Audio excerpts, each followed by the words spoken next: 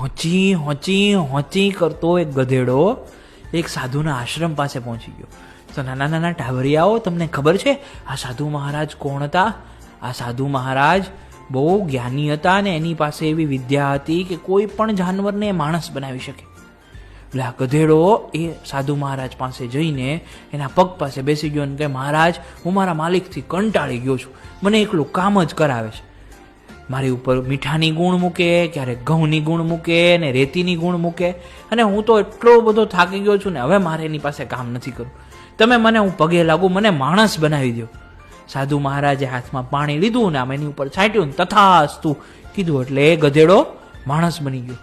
અને એ માણસે તરત જ તે સ્વામીના પગમાં પડીને કીધું, મહારાજ, હવે મને કંઈક સરસ મજાનું પ્રોફેશન આપી દો.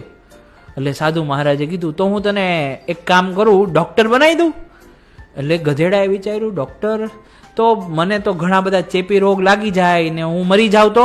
ના ના ના સાધુ મહારાજ, મને ડૉક્ટર રહેવા દો.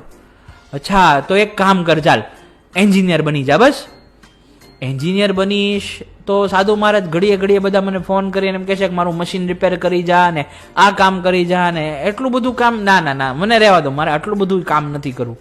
તો એક કામ કર, તું છે ને શિક્ષક બની જા, શિક્ષક સૌથી સારો.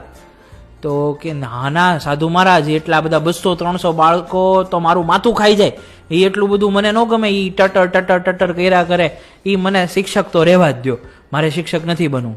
સાધુ મહારાજે કંટાળીને ને પછી છે ને એને પૂછ્યા વગર જ એને બિઝનેસમેન બનાવી દીધો.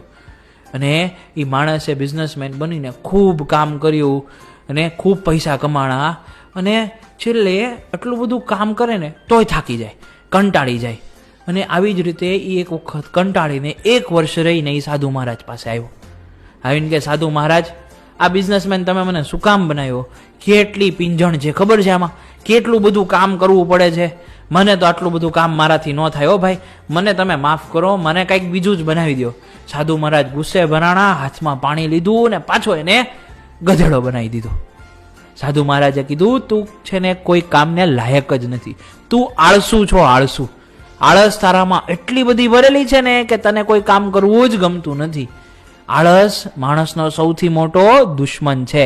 તો બાળ મિત્રો, આપણે આળસ ક્યારેય કરવી જોઈએ નહીં.